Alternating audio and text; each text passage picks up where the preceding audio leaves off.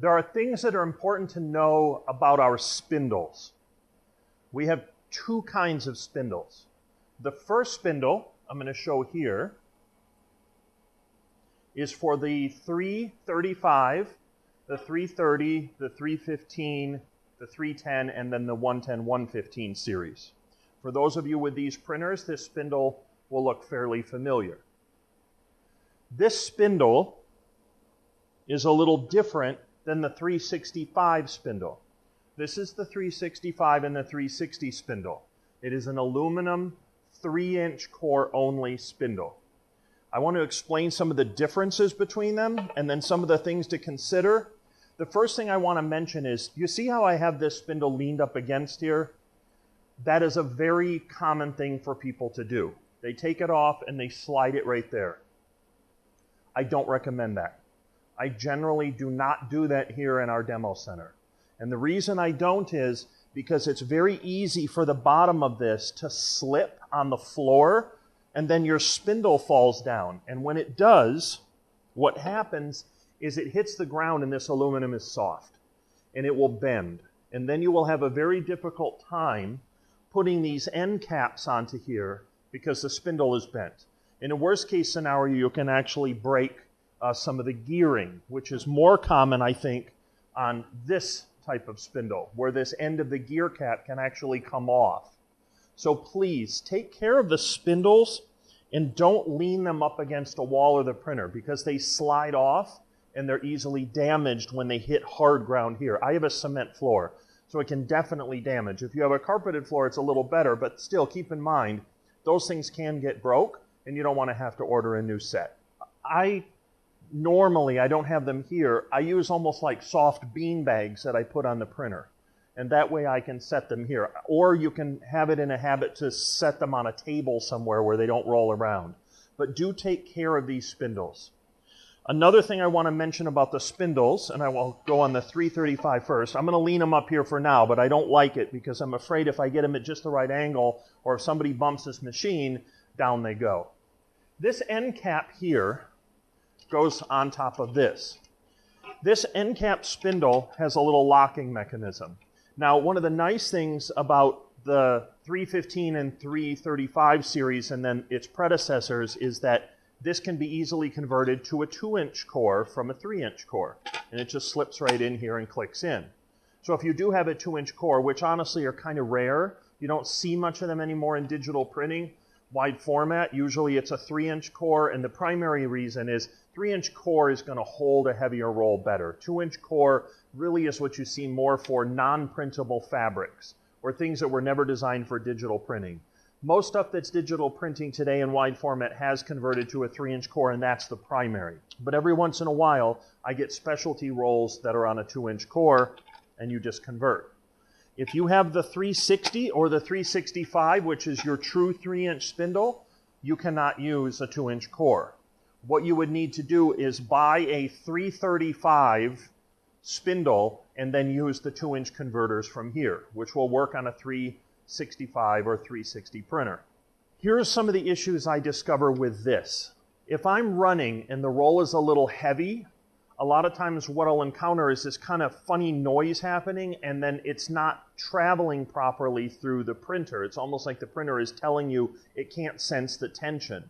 Well, it can't, because what will happen is these end caps with a heavier roll, they'll dislodge, and then this will come loose in the core, especially if the core is kind of stiff or if it's irregular at the ends where it's kind of difficult to slide it in all the way. And when that happens, this will come unattached. Once this is unattached, it's immediately going to kind of slide funny, and you're going to lose your tension. So I have had some customers, either with tape or in some cases even with glue, say, you know what, I'm going to turn this into a permanent 3-inch core, and that's going to prevent that from happening. I have extra sets, and so yes, I have a set that I have used some tape on here, and I'm even considering some good super glue or Gorilla Glue and making this more of a permanent 3-inch core, because I almost never use the 2-inch cores, and I have an extra set anyway if I needed them for a 2-inch core. It's just a simple recommendation. It's something that I've seen as a workaround to try to get this to be more stable because you almost rarely use a 2-inch core. If you're completely committed to a 3-inch core environment, I don't see anything wrong with that. Just make sure that you don't get it. There's a spring here which is connected with a locking mechanism. Make sure you don't obstruct that or damage that in any way. But it's not necessarily a terrible idea to try to make this more secure. I do get that happening on some heavier rolls, and keep in mind the weight for this spindle is a little bit less than the 365, and that's one of the reasons. A last note, I mentioned this in another video, and this is for the 365. These end caps, this secure piece for the end cap that provides the spring that locks this in place, if this gets weakened because of pulling it off without having it unlocked, that is very easy for this to then roll or to kind of move sideways with the roll. So once I lock this down, I want that to be secure. If you pull this off too many times with this spring on, you diminish the value of that spring and it doesn't stay put. When I'm running long runs on a tile especially, or anything where the travel of the media, the direction of the media, has to be completely straight. Long take-up roll jobs. This has to be secure, and it has to be completely flush against the core. If this gets loose, and it starts moving this way while you're printing, that core is potentially going to walk with it, and you could have an instance where the media is sliding to one side because this is not secure. In those cases, I have taken a little piece of, I use a good Scotch, I don't want the adhesive to leave residue on here. I use a good piece of Scotch 2-inch tape and just kind of wrap it and tuck it there so it can't go anywhere. That prevents it, gives it just a little more of a stability, a little more grip, and it prevents this from sliding. I discussed that in another video where I'm discussing tiling, but making sure that this is stable in place is one of the key things you want to do for tiling. Another consideration at this end, just so you guys understand this, you have two positions on a 365.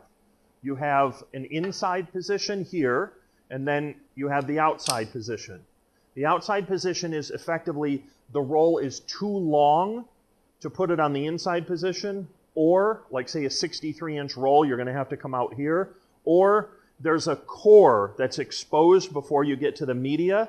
And if you put it on the inside position, the printer will say, I can't see the roll. You have to move it over. And you have two choices. You can either take a saw and cut the core, and that way it'll be able to go on this inside position, or easier for me, I just slide this to the outside, all the way outside position. That way I have the core exposed, and then the media is still within where the printer can see it, and that's your little ruler right there.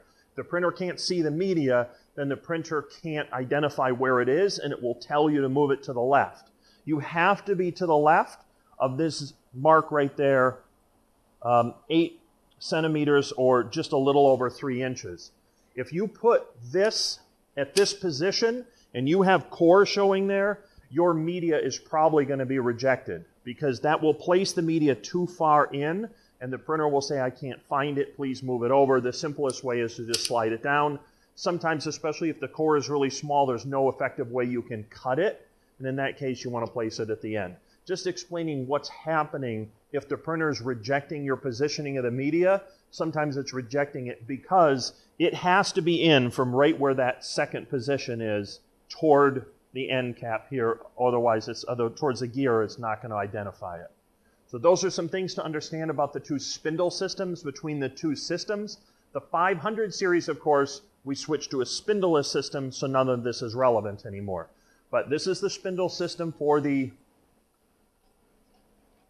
it started with the 300, the 310, 330, and the 110. Now it is the 115, 315, and 335. It uses this spindle system. There is nothing wrong with this spindle system. I actually like the fact that it has the 2-inch core converter built in. But if you're not going to use the 2-inch core at all, and you're having any kind of issues with that 3-inch cap kind of getting loose or coming off while you're trying to print, I don't think it's a terrible idea to make it more permanent. But that is a workaround. That is something that people are doing outside of what we're recommending. And in some cases, your issue may be weight. So if the roll is too heavy, it may be causing that to get loose and come off because it wasn't designed to take a roll that heavy.